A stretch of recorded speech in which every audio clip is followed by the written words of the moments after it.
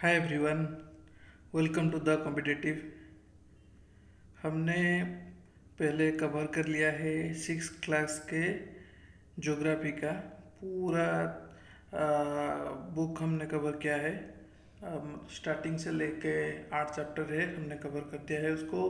मैंने description box में उसका लिंक दे दूंगा, प्लेलिस्ट का लिंक दे दूंगा, आप जाकर वहाँ पर चेक कर सकते हो। और एक इम्पोर्टेंट चीज़, ज्योग्राफी का जो ई बुक निकाला गया है उसका लिंक भी मैं प्रोवाइड कर दूंगा, आप जाकर वहाँ से डाउनलोड कर लो। अभी आज हम शुरू करेंगे क्लास 7 का चैप्टर 1 से, राइट। तो शुरू करते हैं chapter 1, environment. So what is environment? Environment is our basic life support system. Environment ही है जो हमारी लाइफ सिस्टम को सपोर्ट करता है, right. It provides the air we breathe, the water we drink, the food we eat and the land where we live. ये सारी चीज़ें जो बेसिक से चीज़ें हमको ये प्रोवाइड करती है, जिसके बिना हम सरवाइव नहीं कर सकते। हम विदाउट एयर के बिना सरवाइव नहीं कर सकते, विदाउट वाटर के बिना सरवाइव नहीं कर सकते, खाने के बिना नहीं जी सकते, और रहने के लिए तो ज़मीन चाहिए। ये सब चीज़ हमको मिलती है एनवायरनमेंट से, right. So coming to the next point, how do human beings modify this natural environment? Human कैसे इस नेचुरल एनवायरनमेंट को मॉडिफाई करता है? The cars fuels pollute the air. Car से जो धुआं निकलता है वो हमारे एयर को पोल्यूट करता है। Water is collected in a pot, जो पानी को हम कलेक्ट करते हैं। Food is served in vessel and land is use for build factories. ये सारे चीज़ हम यूज़ करते हैं एनवायरनमेंट से, ये सारे चीज़ हम लाकर यूज करते हैं। सो ह्यूमन बींग्स मेक्स का, ह्यूमन इंसान ने ही ये कार, ये मिल्स, ये फैक्ट्रीज, ये मैन्युफैक्चर कंटेनर, ये सारी चीज़ ह्यूमन ही तो बनाया है। This is how human beings modify the nature. ऐसे ही ह्यूमन नेचर को मॉडिफाई करता है, एनवायरनमेंट को मॉडिफाई करता है। तो now the question is, why is our environment changing? क्यों हमारा एनवायरनमेंट चेंज हो रहा है? Because it's all because of our needs. हमारी ज़रूरतें पूरी करने के लिए ये चेंज होता है, okay. They are increasing day by day, जैसे हमारी ज़रूरतें दिन ब दिन बढ़ती रहती है। We are there for modify and at time even destroying our natural surrounding। हम इसको यूज़ तो करते हैं, साथ ही साथ उसको डिस्ट्रॉय भी करते हैं, okay.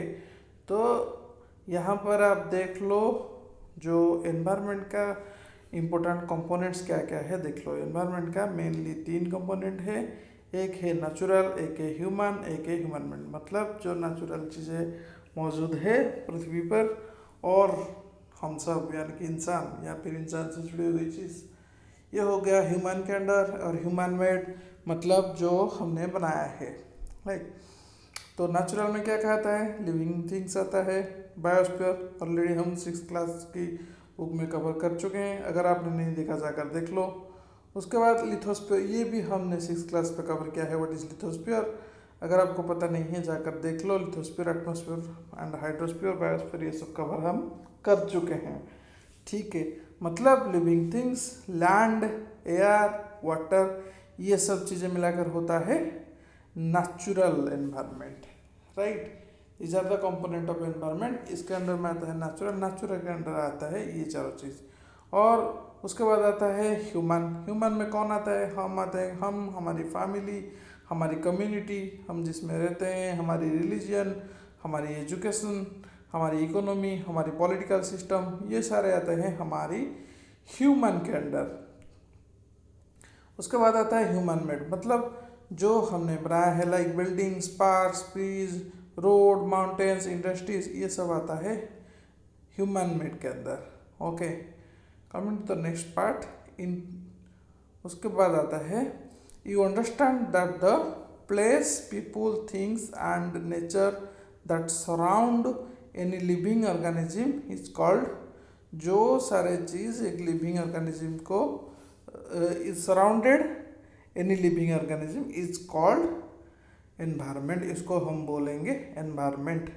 It is a combination of natural and human made phenomena, ये नेचुरल और मनुष्य के द्वारा बनाया गया फिनोमेना का एक कॉम्बिनेशन है। While the natural environment, natural environment किसको रेफर करता है? To the both biotic and abiotic condition existing on the earth, ये दोनों को ही रेफर करता है। तो अभी हम समझ लेते हैं what is biotic and what is abiotic. Biotic means the world of living organism, the world of living organism जो जीवित हैं उसको हम बोलेंगे बायोटिक। लाइक प्लांट्स हो गया, एनिमल हो गया, ये सब आता है बायोटिक में। और अबायोटिक जो नॉन लिविंग है उसको हम बोलेंगे अबायोटिक, जैसे कि ज़मीन हो गया, पहाड़ हो गया, ये सब आता है अबायोटिक में। Human environments reveals the activities, creation and interaction among human beings. Okay, उसके बाद हम देखेंगे नेचुरल एनवायरनमेंट। तो नेचुरल एनवायरनमेंट क्या है? Land, water, air, plants and animals, ये सारी चीज़ें मिलकर बनाते हैं नेचुरल एनवायरनमेंट। तो lithosphere, hydrosphere, atmosphere and biosphere, ये सब इसमें आता है नेचुरल एनवायरनमेंट में। ये सब क्या है अगर आपको पता नहीं है, आप 6th क्लास में मैंने इसको कवर किया है, मेजर डोमेन्स ऑफ अर्थ। आज आप जाकर वहाँ से ये देख सकते हो, मैं डिस्क्रिप्शन में दे दूंगा इसके link. Okay, let us learn some more facts about this domains. इस डोमेन्स के बारे में कुछ और पढ़ते हैं, आगे चलो। लिथोस्फीयर, लिथोस्फीयर क्या है? Is the solid crust of the hard top layer of the earth, पृथ्वी का जो सॉलिड लेयर है, ऊपर का लेयर जिसको हम देखते हैं उसको बोलते हैं lithosphere. It is made up of, ये क्या क्या मिला के होता है? Rocks, minerals and covered by the thin layer of soil. It is an irregular surface, ये एक जैसे वाटर बॉडी चारों तरफ समान रहता है, इस तरह उस तरह से लिथोस्फीयर तो वैसे नहीं है, हमारा ज़मीन तो हर जगह पर समान नहीं है। It is an irregular surface with various landforms, landforms क्या क्या है? ये मेजर लैंडफॉर्म्स चैप्टर में मैंने कवर किया है, उसका लिंक भी मैं दे दूंगा, आप देख लेना। Landforms such as mountains, plateaus, plains, valleys etcetera, these are the various landforms. Landforms are found over the continents and also on the ocean floors. महादेश में भी हमको लैंडफॉर्म्स देखने को मिलता है, महासागर में भी, मतलब पानी के नीचे जो फ्लोर है उसमें भी ये लैंडफॉर्म्स है। Okay, lithosphere is the domain that provides us, ये ही वो डोमेन है जो हमको फॉरेस्ट, ग्रासलैंड, एग्रीकल्चर लैंड, ये मतलब रहने के लिए वो जगह प्रोवाइड करती है, हमारी एग्रीकल्चर के लिए प्रोवाइड करती है, यही है lithosphere. It is also a source of mineral wealth, mineral wealth भी हमको लिथोस्फीयर से मिलता है। ये फिगर आप देख लो, आपने पहले भी ये देखा होगा। लिथोस्फीयर मतलब solid portion of the earth, hydrosphere मतलब liquid portion of the earth, and atmosphere that is air, gaseous portion of the earth, ये तीनों को मिला के बनता है बायोस्फीयर। चलो, coming to the next part, the domain of water is refers to as hydrosphere. It compares with various, ये विभिन्न प्रकार सोर्स से मिलकर बना हुआ है। Water and different type of water bodies, different type of water bodies से मिलकर बनाया गया है। लाइक रिवर हो गया, लेक्स हो गया, सीज हो गया, ओशन हो गया, हमारा जो जैसे एयर में वेपर हो गया, ये सब मिलके होता है hydrosphere. It is essential for all living organisms, ये हम सब के लिए एसेंशियल है। देन उसके बाद आता है atmosphere. The atmosphere is the thin layer of air that surrounds the earth. ये एक थिन लेयर का एयर है जिसने हमारी पृथ्वी को सराउंड किया हुआ है। The gravitational force of the earth holds the atmosphere around it. Gravitational force की वजह से ये पृथ्वी के चारों तरफ होल्ड होके रह रहा है। इट प्रोटेक्ट्स अस, ये हमको प्रोटेक्ट करता है फ्रॉम द, मतलब सूर्य का जो हार्मफुल रेज आता है, जो अधिक मात्रा से टेम्परेचर आता है, इस सब से हमको ये बचाता है। It consist of A number of, ये विभिन्न प्रकार गैसेस, डस्ट, वाटर वेपर से मिलकर बना है। The changes in the atmosphere produce changes in the weather and climate. Atmosphere, weather और क्लाइमेट जिसको पता नहीं है वो भी आप चेक कर सकते हो, मैंने ऑलरेडी 6th क्लास बुक में पढ़ाया है, उसका लिंक मैं दे दूंगा। ये हो गया एटमॉस्फेयर में चेंजेस होने की वजह से वेदर में और क्लाइमेट में परिवर्तन आता है। देन उसके बाद आता है plant and animal kingdom together make biosphere. ये मिलके बनाते हैं बायोस्फीयर और द लिविंग वर्ल्ड यही बनाते हैं। It is a narrow zone of the earth where land, water and air interact with each other to support life. ये मिलकर बनाते हैं बायोस्फीयर। देन उसके बाद आता है व्हाट इज इकोसिस्टम। इकोसिस्टम हम किसको बोलेंगे?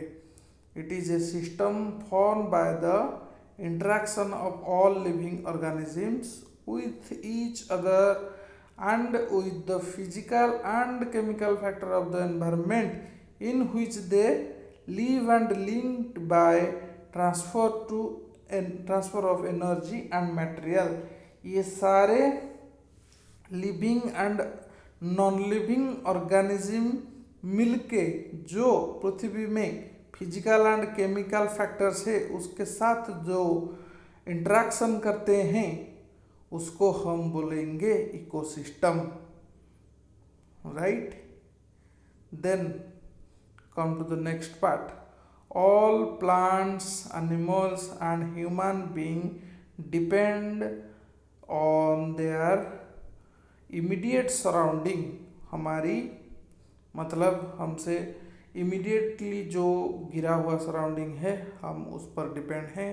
Often they are also interdependent on each other, हम एक दूसरे के ऊपर डिपेंडेंट है। This relation between the living organism as well as the relation between the organism and their surrounding form an ecosystem. Living organism and जो other चीज़ के ऊपर हम एक दूसरे के ऊपर डिपेंडेंट है, जो हम हमारे चारों तरफ जो चीज़ें हैं जिसके साथ हम इंट्रैक्शन करते हैं, like physical chemical interaction changes ये सब करते हैं, तो ये सबको मिला के हो गया इकोसिस्टम। यहाँ पर एक चीज़ है, on 5th June every year the world environment day is celebrated. 5 जून को हम वर्ल्ड एनवायरनमेंट डे सेलिब्रेट करते हैं। उसके बाद आता है human environment. Human beings interact with the environment and modify it according to their need। Human being environment के साथ इंटरेक्शन करता है एंड अपनी ज़रूरतों के हिसाब से उसको चेंज भी करता है। अर्ली ह्यूमन बीइंग क्या करते थे? Adopt themself as the natural surrounding के हिसाब से खुद को ढाल देते थे। लाइक जैसे पहले ज़माने में अगर गर्मी लगता था लोग वैसे ही एडजस्ट करके रह जाते थे, ठंड लग जाता था वैसे ही एडजस्ट करके रह जाते थे। लेकिन अभी क्या हो रहा है कि अभी अगर गर्मी लग रहा है तो लोग एसी साइंटिस्ट लोगों ने एसी बना दिया, तो लोग एसी लगा रहे हैं, उसका उससे जो निकलता है गैस, उससे हमारा एयर पोल्यूशन होता है। तो they lead a simple life and fulfil their requirements from the natural around them. चारों तरफ जो भी अवेलेबल था उसी से ही वो अपना रिक्वायरमेंट फुलफिल करते थे। विथ दिस नीड ग्रू, जैसे जैसे हमारा नीड बढ़ता गया, बिकम मोर, ज़्यादा से ज़्यादा बढ़ गया, human learn new way to use and change this environment. मनुष्य सीख गया कैसे हम एनवायरनमेंट को यूज करके बदलाव ला सकते हैं। They learn to grow crop, वो सीख गया। पहले जंगल में फ्रूट्स खा के रहते थे, मांस खा के रहते थे, लेकिन बाद में वो सीख गया कैसे मतलब एग्रीकल्चर कैसे करना है, डोमेस्टिक एनिमल जैसे गाय वगैरह कैसे पालना है, ये सब सीख गया। मतलब ये सब करके एक ही जगह पर सेटल होके रहना सीख गया। द व्हील, जैसे व्हील का इन्वेंशन हो गया, उसलिए वो जितना भी सरप्लस फूड बच जाता था उसको लेके वो बार्टर सिस्टम में एक्सचेंज करके ट्रेड करता था, ऐसे कॉमर्स डेवलप हो गया। यहाँ पर एक नया टर्म आ गया, barter system. So what is barter system? Barter system, it is a trade in which goods are exchanged without use of money. Money यहाँ पर नहीं था, इसलिए क्या करते थे, जिसके पास एक चीज़ होता था दूसरा चीज़ नहीं होता था, वो उससे उसको चेंज करवा लेते थे। ठीक है, तो मान लो किसी के पास राइस वगैरह है, उसको सब्जी खरीदना है, वो उसको राइस दे देगा, उससे वेजिटेबल खरीद लेगा। ऐसे होता था, उस ज़माने में पैसा नहीं था ना, इसलिए। उसके बाद क्या आया? Industrial revolution. In large scale production, industrial revolution हुआ, प्रोडक्शन बढ़ा, ट्रांसपोर्टेशन फास्टर हुआ, इंफॉर्मेशन रिवोल्यूशन में कम्युनिकेशन भी ईजियर हो गया, और ट्रांसपोर्टेशन कम्युनिकेशन ये सारे का सारा चीज़ डेवलप धीरे धीरे होता गया, जिससे क्या हुआ, आहिस्ता आहिस्ता एनवायरनमेंट को इम्पैक्ट पड़ता गया। A perfect balance is necessary, एक परफेक्ट बैलेंस जरूरी है between the natural and the human environment. Human must learn to live and use their environment in a harmonious way. इंसान को सीखना चाहिए कैसे ठीक तरीके से अपना एनवायरनमेंट को यूज करे, वरना कुछ भी नहीं बचेगा आखिर में। यूज करने के लिए सारा का सारा जो भी है हम खुद डिस्ट्रॉय कर लेंगे। इसी के साथ ख़त्म होता है हमारा पहला चैप्टर क्लास 7 का एनसीईआरटी बुक का ज्योग्राफी का पहला चैप्टर ख़त्म होता है। नेक्स्ट पार्ट में हम देखेंगे, नेक्स्ट सेशन में हम देखेंगे सेकंड चैप्टर। तब तक आप ये पढ़ते रहिए। अगर पहले जो चैप्टर मैंने कवर किया है उस सब नहीं देखे तो उसको जाकर देख लीजिए, और ई बुक भी डाउनलोड करके पढ़ते रहिए। तब तक के लिए पढ़ते रहो, खुश रहो, बाय बाय।